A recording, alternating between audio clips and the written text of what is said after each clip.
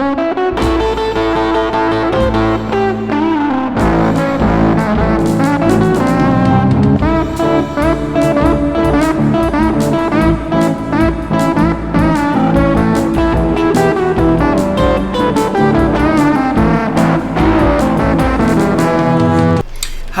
and thanks for joining me.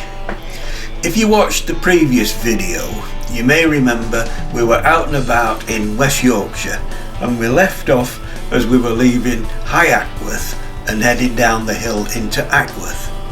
I'm going to pick it up from there.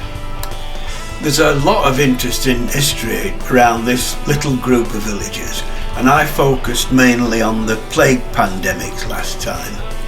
The village cross at High Ackworth featured at the end, but there's a little more to that tale before we actually leave it.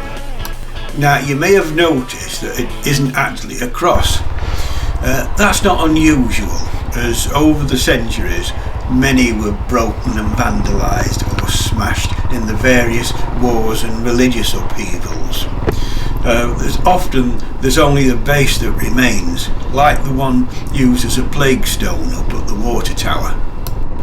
This area was strongly royalist during the English Civil War, but in 1645, that's the same year as one of the plague outbreaks in the village, Ackworth was occupied by parliamentarian soldiers. While they were there, they damaged the church, and they also removed the cross from the top of the column. Now, for whatever reason, in this case, they actually replaced it with the stone ball that you see now.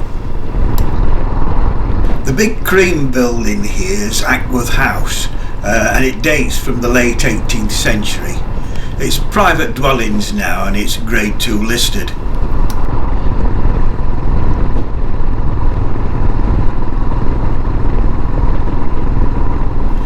This is Ackworth School on the right. It was founded in 1779 by the Society of Friends, or the Quakers as they're known.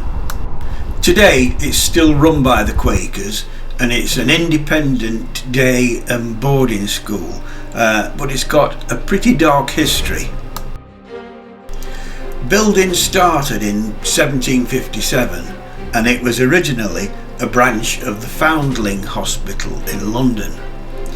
There were also branches of the Foundling Hospital in other areas. The word hospital is used here in a very general term, and it was actually an institution that took in abandoned children and was supposed to look after them. The reality was that children were sent here from London and other branches of the institution, and they were made to work. In 1759, a woolen factory was actually established in the hospital, with children spinning and weaving cloth, while others were sent out to work on the farm. They were all taught to mend their own clothes, which sounds a handy skill to have, but it's probably because they weren't issued with new ones very frequently. The children were also placed with local businesses who wanted to take on apprentices. This was very popular, and at times demand for apprentices was so high that the steward of the hospital had to ask for more children to be sent from London. Kids as young as 6 or 7 would be apprenticed, and it lasted till they were 24. The term apprentice was also a bit of a loose term in some cases. To quote from A History of Ackworth School, which was written in 1853, men unsuitable for the trust were able to obtain credentials and then treat the children they obtained on the strength of them with little short of barbarity, and in more than one case, murderous cruelty. The same document had this to say for the hospital in general: disease and death carried off great numbers annually due to starvation and even murder on the part of nurses who had the care of the infants, and of masters to whom the elder children were apprenticed. All in all, Not a nice place to be, but thankfully it closed down in 1773. After standing empty for a few years, it was bought by the Society of Friends in 1777 and opened as a school 2 years later. Okay, enough of the dark past. We've turned off just opposite the school because there's another stone guidepost here at the junction. This is actually the road to Lower Ackworth, but we're not going that way today. I just wanted to park up for a couple of pictures. This is similar to the one at High Ackworth that we looked at in the last video. It's got a triangular top with destinations and distances to local towns and villages on it. It dates from 1805 and is Grade 2 listed. We've turned back onto the A628 Barnsley Road now. We've one last stop before we leave Ackworth, and that's at yet another stone guidepost. It's amazing that you don't see any of these for years and then 3 turn up in the same village. This one's a bit different to the other 2 in that it's round and the destinations are inscribed near the base, but it's also from the early 1800s. As I've said earlier, in the English Civil War this area was a royalist stronghold and there were several battles that took place nearby. Before we leave Ackworth, I must just mention the Ackworth hoard. That's thought to date from the Civil War period. It consisted of 52 gold coins, 539 silver coins and a gold posy ring. And it was dug up in a garden here in April 2011. It was declared treasure trove and it's now in Pontefract Museum.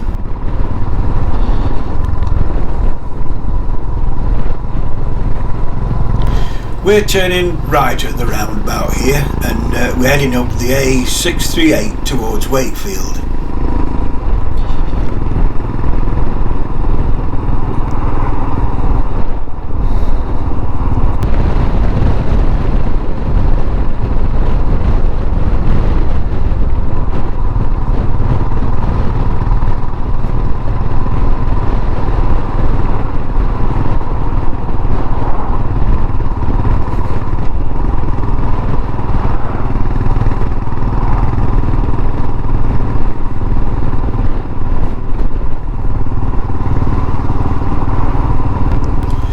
This is the little hamlet of Ragby, and that's the War Memorial on the left. On the right we've got the estate walls for Nostell Priory. Nostell Priory is a large stately home sitting in 300 acres of parkland, and the present house was built in 1733. It's cared for by the National Trust. There was a much earlier priory here though, dedicated to St Oswald and dating from the early 12th century. That fell foul of King Henry VIII's dissolution of the monasteries, and it then passed through a number of different owners before the new house was built. The monk mentioned in the last video, whose body may have brought the bubonic plague to Ackworth, came from the earlier priory here.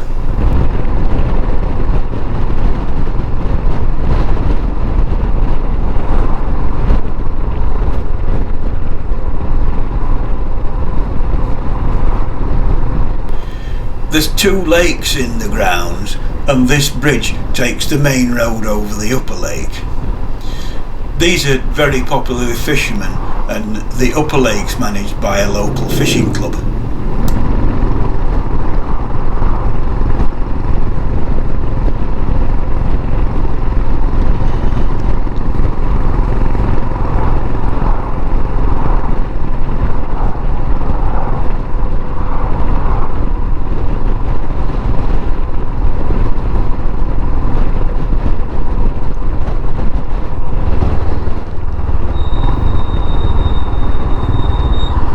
I'm going to turn round here because we're wanting to head west.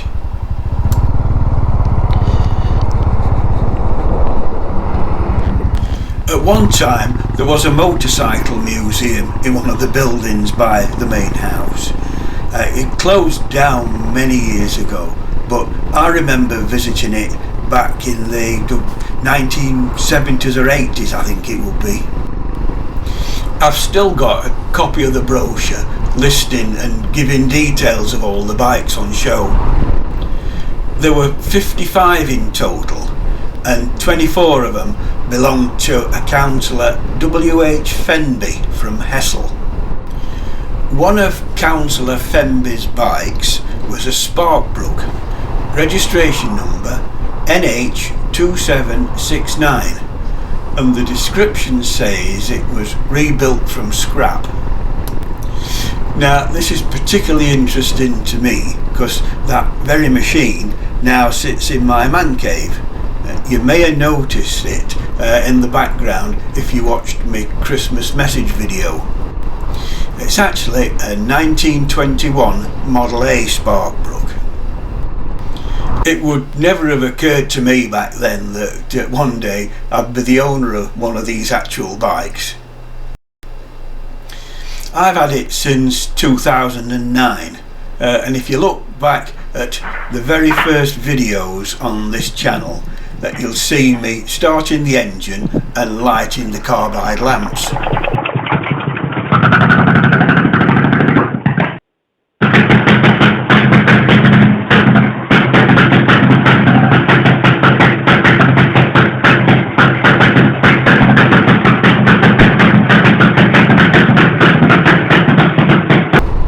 We're turning right now onto the B6273.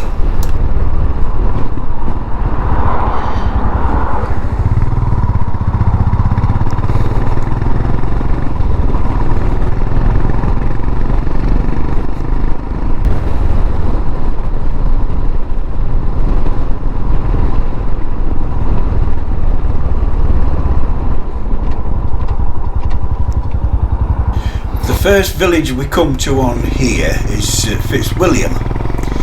The pub at the junction here, at the Catchpenny Arms, was originally built as a private house in the late 1700s. It was turned into a pub much later as the village started to expand, but it's Grade 2 listed. Fitzwilliam's got a rather famous former resident. The international cricketer Jeff Boycott was born here in 1940 and spent his early life in the village. The village only really developed in recent times because it was built to house the coal miners for what was originally called Fitzwilliam Main Colliery. The name comes from the owners of the pit, the Fitzwilliam family. It's only a small place, and right next door we've got the village of Kinsley. One runs into the other, and Kinsley was also housing for the miners. The pit opened around 1878, and about a year later there was an explosion in one of the deep levels that killed 2 miners initially, and a further 3 died of their injuries shortly after. In the inquiry, it was reported that the mine hadn't been subject to any gas seepage at the time, and the men had been allowed to work with naked lights. Unfortunately, a gas pocket had subsequently built up and it was ignited by the lamps. After this, it was advised that safety lamps should be introduced as soon as possible. In 1888, after a change of ownership, the name was changed to Hemsworth Colliery. In 1904, the pit owners tried to cut wages, and this resulted in the miners coming out on strike. The dispute dragged on, and those who refused to go back to work were evicted from their homes. The homes belonged to the pit owners. Those that were evicted set up a camp at a farm near Fitzwilliam, and this became known as the Kinsley evictions. The dispute dragged on for around 3 years, and it wasn't settled until 1907. In 1967 it was linked up underground with nearby South Kirkby pit, and the two were officially merged. Coal was brought up through South Kirkby, and the Hemsworth pit site closed in 1969 and was cleared by the mid-1970s. Coal mining was still the major employer here though, and like many other villages around the country, it was heavily involved with the miners' strike during the mid-1980s. It made the national news in 1984 when 9 people were arrested and convicted on public order charges arising from the demonstrations. There was a big outcry and it got national TV coverage. They were known in the press as the Fitzwilliam Nine. South Kirkby pit closed in 1988, bringing an end to the local coal mining industry.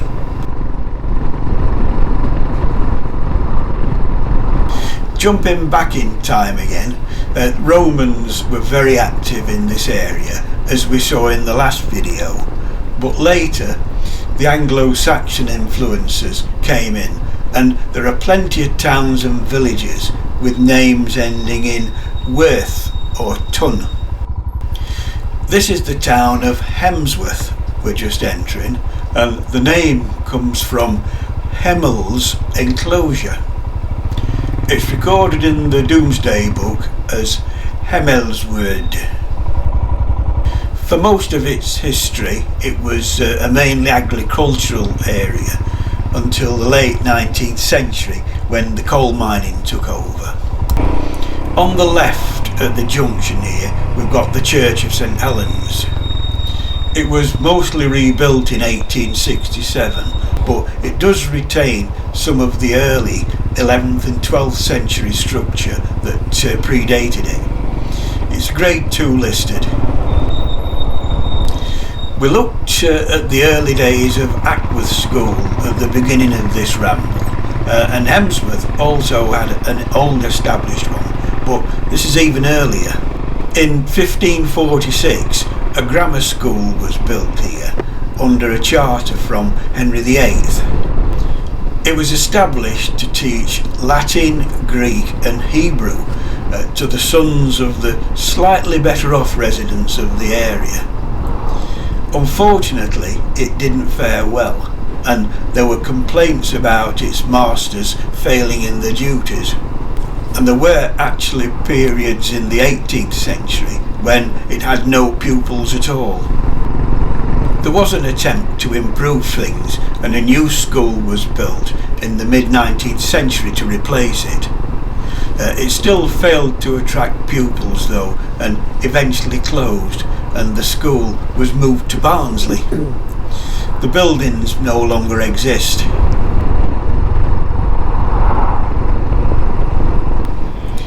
We're leaving Hemsworth now and heading back down towards Doncaster, so I'll wrap it up here. We've had a bit of a mixed bag of stuff this ramble, so I hope you found it interesting. Please leave a like, if in fact you did, and a comment. I always try to answer them. And don't forget to subscribe if you want to see more of my ramblings, and hit the notification button. Hope to catch you on the next one, so cheers for now.